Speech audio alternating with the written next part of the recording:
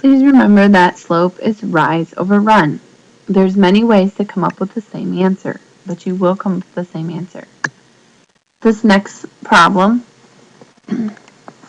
I'm going to find exactly 2 spots where it crosses. There's one here, there's one here, and there's also one down here. Well, what I'm going to do is just talk about rise over run. I can start wherever I would like. I can start with whatever point I would like.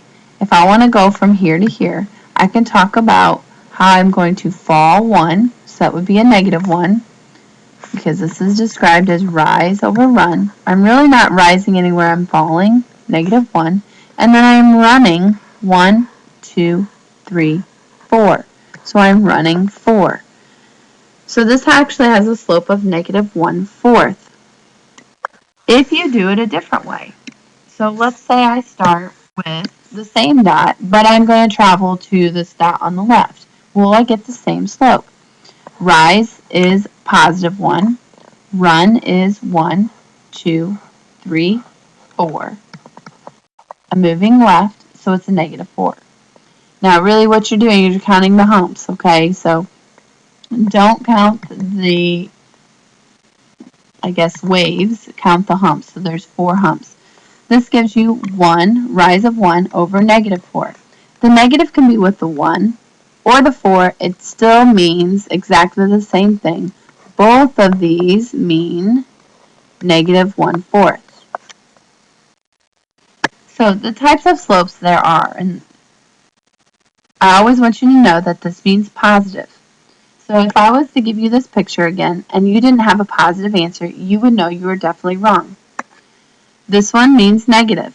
So if I was to give you this picture ever again and you didn't end up with a negative slope, you know you were incorrect. So positive slope looks like this, negative slope looks like this. Positive slope increases from left to right and negative slope decreases from left to right. We can ride up a ski slope and we can go down a ski slope. The other slopes are horizontal and vertical.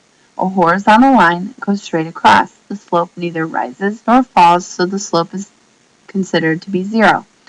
On the vertical one, the slope goes straight down. There is no slope, it is undefined. How can I remember that? Well, if I take my little skier, he can cross-country ski, okay, but he can't really ski on this line. He would be going to the ambulance because he'd be taken away by an ambulance because he'd be falling off a cliff. So I want you to remember every time about skiing. You can ski or take a ski lift up, you can ski down, you can cross-country ski, but you cannot ski on an undefined slope. So a few more times on what is the slope. The first thing I want to point out to you on each one of these is whether it's positive or negative. Notice that this has to be a positive slope. So when I go and I find the slope, I'm going to find exactly where it crosses. There's one here, and there's one here. There could be some other spots, but we'll just go ahead and go with those. So what is the slope of this line? It's rise. I'm rising 2. So I'll write the word rise over here. I'm rising 2, and I'm running 1, 2, 3, 4, 5, 6. Now you do want to go ahead and reduce your fractions. 2 over 6 does reduce to be positive 1/3. I can feel secure in my answer because this is a positive slope. This one right here, we have said that a skier cannot ski on. This is when it has undefined slope or no slope. On this next example, I can see that my slope is negative. So what I want to go ahead and find the slope, and I'll do that using rise over run. I'm going to find from here to here. I can tell where those points are. Or maybe I'll just go from here. So I'll go ahead and erase this other point. Doesn't matter which one I choose. I still get the same answer. My rise is 1, 2, and that's a -2 because I went down. And my run is 1, 2, 3, 4.